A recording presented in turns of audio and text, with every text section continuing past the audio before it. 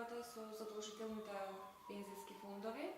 Колкаво е бројот на луѓето што членуваат и акумулацијата на средства?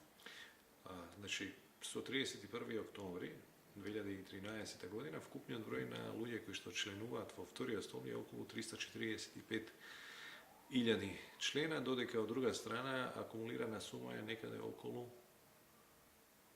близко до 400 милиони евра.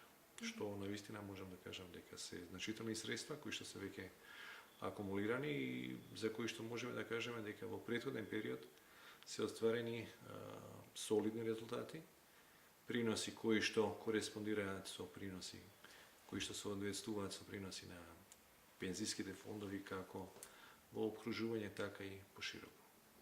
Дали тоа ги исполни оние ваши очекувања од почетокот на реформите? Плановите и таргети секогаш се менуваат, но како и да е, последните, да кажеме, приноси кои што друштвата ги остварија, значи можам да коментирам за приноси минатата година, период од првите 10 месеци оваа година навистина се одлични. Значи не е добри, туку навистина одлични. Какви се очекувањата за периодот што следи?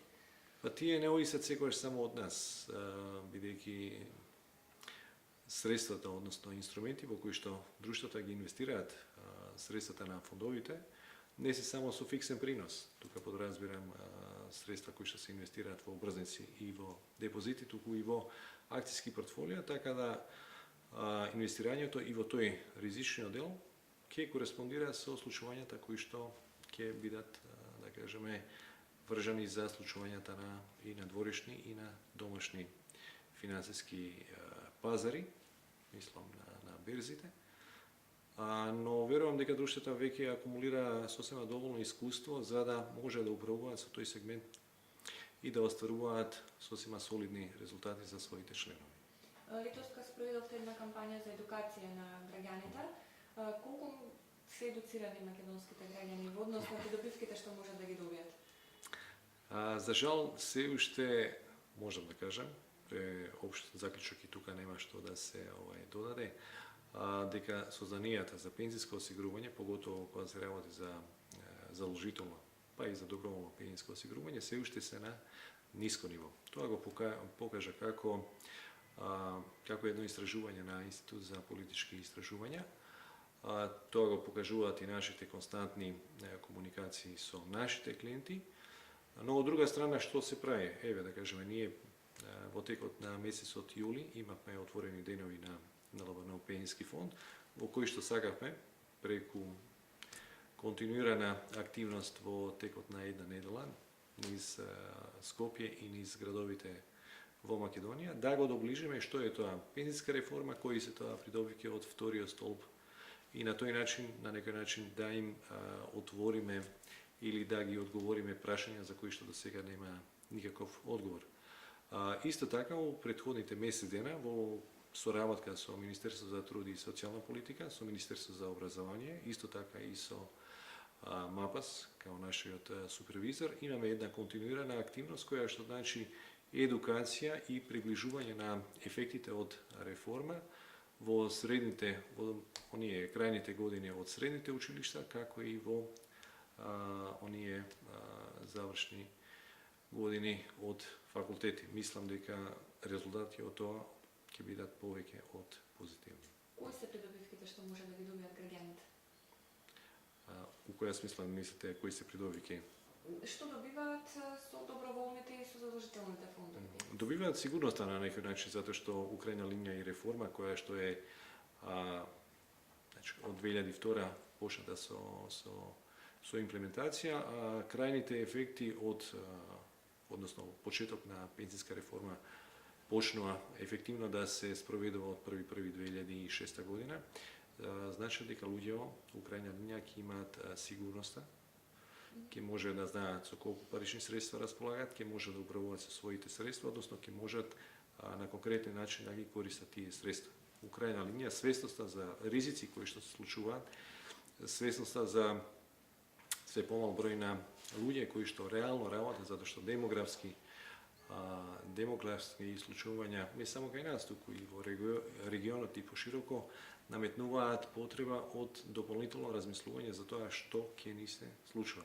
Значи, ако пред 20-30 години имавме ситуација во која што 3 вработени работеа за еден пензионер, сега имаме ситуација во која што 1,6 или 1,7 вработени работат за еден пензионер.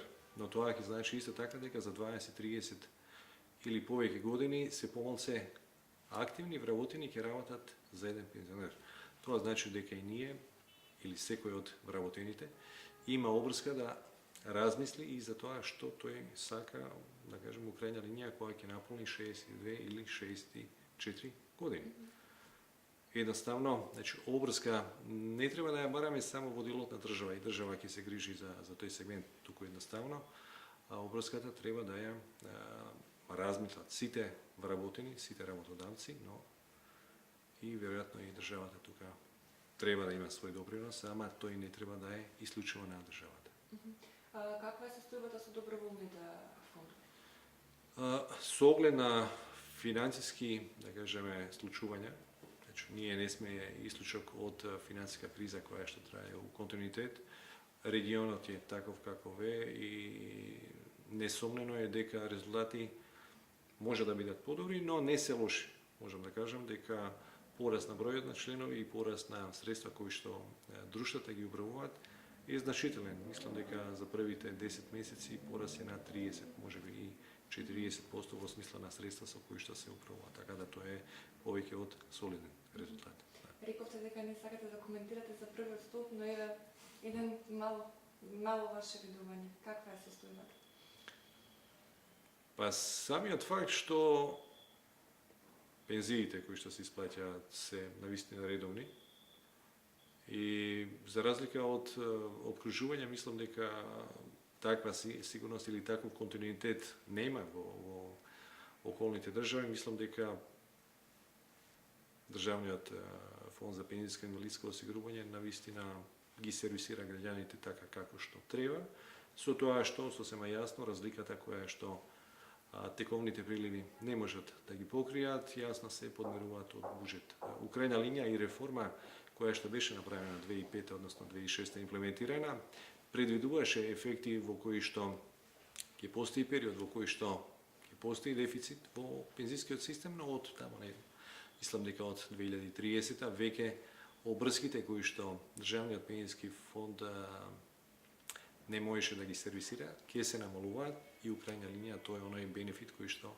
целиот овој реформиран пензијски систем треба да го има. Меѓутоа, баш Државниот пензијски фонд има доста зголемен дефицит, споредено од 2008 до сега веќе 22%. Најавени се нови зголемувања на пензиите, бас не ве тангираат, меѓутоа ќе може ли тој терет да го издржи Државниот пензијски? Па ја верувам дека државата, односно влада, си ги направи своите пресметки, јасно е дека го калкулира буџетот и ставките кои што се обрска, кои што легнуваат на товар на буџет, така да верувам дека тука нема да има никакви проблеми и дека пијам редовно ќе си ги сервисира сите тие обврски како и до сега. И оние обврски кои што ги има кон баш? Да, за тоа воопшто не поставам прашање дека може да има било каков проблем. Добро, благодарам.